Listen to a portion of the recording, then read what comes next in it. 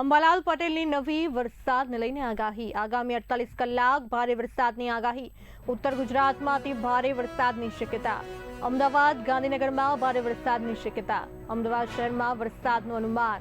રાજકોટ, સુરેન્દ્રનગરમાં વરસાદની શક્યતા. ઉત્તર સૌરાષ્ટ્રમાં ભારે વરસાદની સંભાવના. નવસારી સહિત દક્ષિણ ગુજરાતમાં એલર્ટ. વડોદરા, મહીસાગરમાં ભારે વરસાદની શક્યતા. લોકોને સાવચેતી રાખવા અપીલ કરી. આગામી 48 કલાકમાં અમદાવાદ, ગાંધીનગરના ભાગોમાં ભારેથી અતિભારે વરસાદ થવાની શક્યતા છે. જળભરાવની સ્થિતિ રહેશે. આ આગાહી માત્ર રૂટીન પ્રક્રિયાના ભાગરૂપે છે. અમદાવાદમાં મહાદેવનગર, ટેકરા, નિકોલ, ઓઢવ, અમરાઈવાડી તેમજ રામોદ, તિકમપુરા અને મણિનગરના કેટલાક ભાગો, આ ઉપરાંત વટવાના કેટલાક ભાગમાં વરસાદ થવાની શક્યતા છે.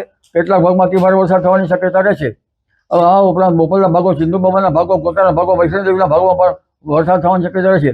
અમદાવાદના અંદરના ભાગોમાં પણ વરસાદ થવાની શક્યતા છે.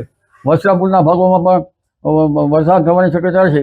કોઈ ભાગમાં ભારે વરસાદ થવાની શક્યતા રહેશે. એટલે અમદાવાદ શહેરમાં પણ વરસાદ થવાની શક્યતા રહેશે. જળભરાવની સ્થિતિ ઊભી થઈ શકવાની શક્યતા રહેતા રહેવાની શક્યતા છે. આ આગાહી હવામાન ખાતાની નોંધ પ્રમાણે માનવી. અમારા જ્ઞાન મુજબ આ આગાહી અમે અત્યારે આપેલ છે. આ ઉપરાંત ઉત્તર ગુજરાતના ભાગો, સાબરકાંઠાના ભાગો તેમજ અરવલ્લીના ભાગો, આ ભાગોમાં પણ ભારેથી અતિભારે વરસાદ થવાની શક્યતા છે. બનાસકાંઠાના પાલનપુર વગેરે ભાગોમાં ભારેથી અતિભારે વરસાદ થવાની શક્યતા છે.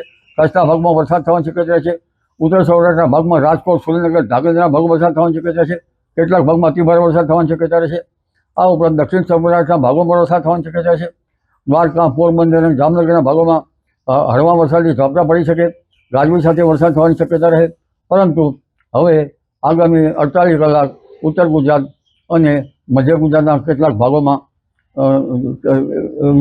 લગભગ જનધનને કાળજી રાખવી ઈચ્છ રહે. ખાસ કરીને અમદાવાદ, ગાંધીનગરના ભાગોમાં પણ